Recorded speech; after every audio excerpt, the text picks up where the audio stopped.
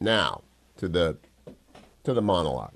And if you haven't seen the movie Snatch, one of my very favorite movies, don't listen to this. There's a spoiler.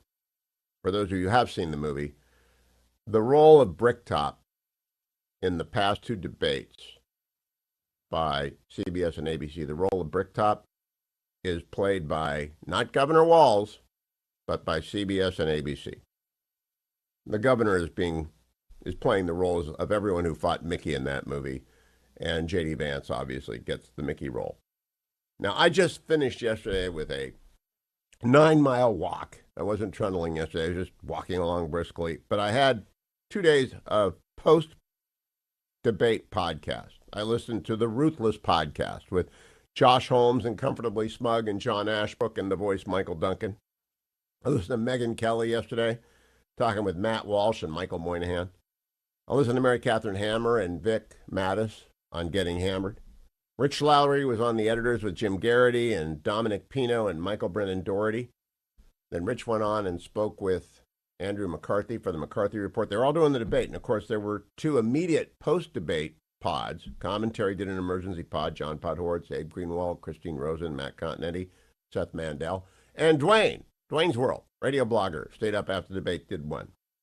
That's a total of 20 very smart people, 7 podcasts. It's about 14 hours of listening. This is show prep for me. All of these people have been watching legacy media for a long time. They're very open-eyed about the bias. They're used to it. We're usually unfazed by it. We'll point it out, but we're usually unfazed by it. But our unanimous verdict, I'm person 21. My podcast on this is out there as well at Highly Concentrated Hugh. Our unanimous verdict is that CBS, like ABC, failed in stunning fashion, and not just the moderators, right? The entire networks are involved. I've told you I've done so many of these, as has Megyn Kelly, has Mary Catherine Ham. We know that they are highly produced affairs with a script. We know that everyone from the senior executives down to the interns, teams of 30, 40, 50 people are involved with every debate for days and weeks. They are researched, in quotes, air quotes. They are fact-checked, and their responses are rehearsed, and people play J.D. Waltz, and people play J.D. Vance and Tim Waltz. People do that. And now we know how deeply broken these networks are. And it's not just them. Maybe the winner. Maybe. Remember what cousin Avi, when he comes back? Play that for us, Adam. Anything to declare? Yeah, don't go to England. Okay, maybe NBC and Fox News are going to declare, good thing we didn't get a debate. Because I really do not know. Fox News, if they had done it with Martha and Brett, could have overcome the deeply embedded bias in broadcast journalism. CNN got through it, but they were just stunned. Joe Biden shambled onto the stage, and I just think Jake Tapper and Dana Bash realized they couldn't even breathe hard or he might fall over. And so they didn't really do a debate. Donald Trump just said, nobody knows what you're talking about. And it was just, he destroyed his own career. But that wasn't the moderators. There wasn't a chance to be unfair. Dana did not distinguish herself in her one-on-one interview with Kamala. Here's the deal. We all know how bad it was. We all know every question was set up. I mean, they turned from Hurricane Helene. People are dying. There are 200 people dead. Could go as high as 500. People's lives are ruined, and they turn to climate change because it's on their agenda. They go to abortion as the second question in the ABC debate. It's just, again, the guns, everything, cutting off J.D. Vance's mic when he was educating Margaret Brennan on the fact she did not know what she was talking about temporary protected status. Doesn't mean they're legal immigrants. It means they have temporary protected status, which is invented by the Biden administration. She was getting tutored by J.D. Vance, and that's why they cut off the mic, because she was being embarrassed.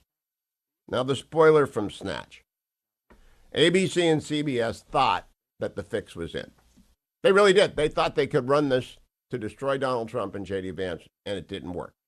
Just like Bricktop thought that he'd fix the fight twice, not once, but twice.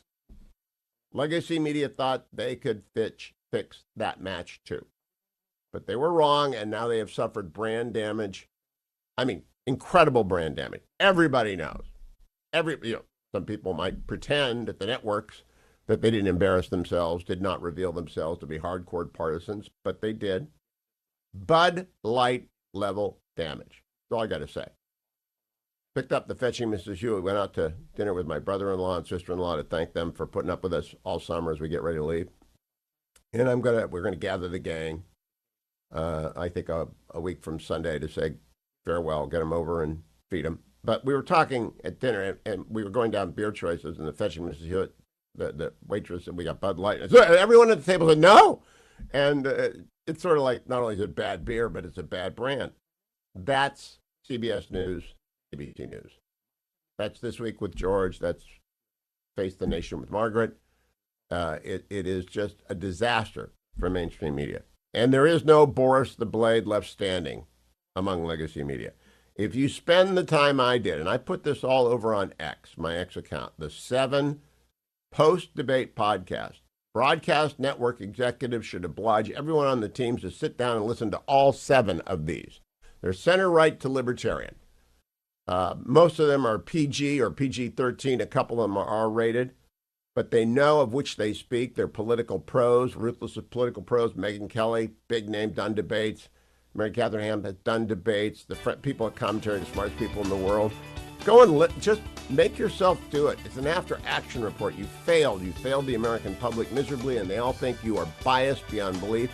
You're propping up a liar in Tim Walz and a completely skillless Kamala Harris. More coming up after the break.